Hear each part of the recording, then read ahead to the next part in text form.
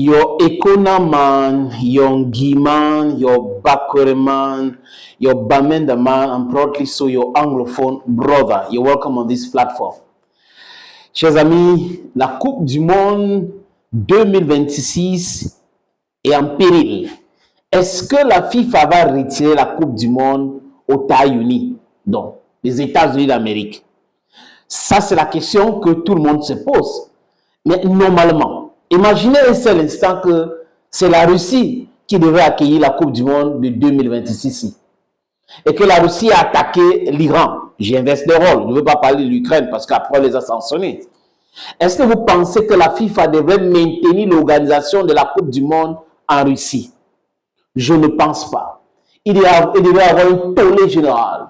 Les commentateurs, les experts de football, certains joueurs devraient commencer à dire on va boycotter, on va pas aller parce que la Russie a attaqué l'Ukraine et la Russie a tué les Ukrainiennes. On ne peut plus. Vraiment, la FIFA doit faire quelque chose, interdire, retirer cette Coupe du Monde.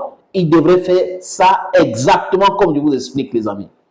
Mais de l'autre côté, Monsieur Donald Trump, Monsieur Trompeur, est allé attaquer l'Iran, tuer des enfants dans une école.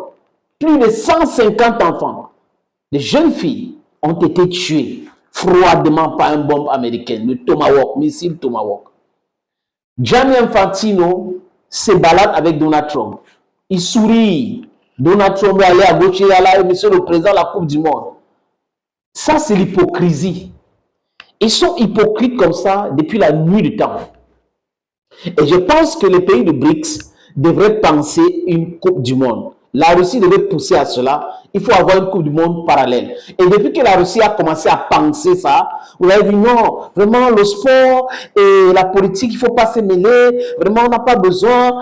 L'olympisme, ce n'est pas la politique. Et ce n'est pas une bonne idée d'exclure les pays pour les affaires politiques. Les athlètes n'ont rien à foutre avec des... Donc, ils raisonnent comme ça quand les intérêts sont en danger.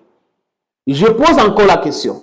Est-ce que la FIFA va retirer la Coupe du Monde aux États-Unis d'Amérique? Le Canada et le Mexique peuvent organiser cela. Est-ce que ça sera le cas? Vous connaissez très bien la réponse, chers amis. Mais ce qu'on parle maintenant sur notre podcast, les amis, ce sont des difficultés. Les billets de bus ou le transport en commun est excessivement cher dans les villes qui vont abriter les matchs de la Coupe du Monde. Et là, les Américains commencent à se plaindre. Il se pourrait que les gens veulent même boycotter la Coupe du Monde. Parce que les billets, les tickets de bus sont excessivement chers. Les billets au stade sont excessivement chers. Les organisateurs veulent se faire plein la poche sur le dos des pauvres Américains. Et si cette Coupe du Monde était retirée, ok, ça devient quelque chose d'insipide. Parce qu'avec Donald Trump, les amis, je suis sûr qu'il y a beaucoup de personnes qui vont boycotter. J'avais pensé à un moment donné que les Iraniens pourraient boycotter cette Coupe du Monde, mais Gianni Infantino est entré dans les négociations, donc on peut négocier pour parler de la diplomatie et tout. Donc, vous voyez que c'est ça la complexité de cette histoire. C'est compliqué. Les billets pour aller au stade, excessivement chers aux États-Unis. Vous avez le Canada et le Mexique qui organisent, ce n'est pas cher comme les États-Unis, hein, excessivement cher. Transport en commun, les tickets excessivement chers.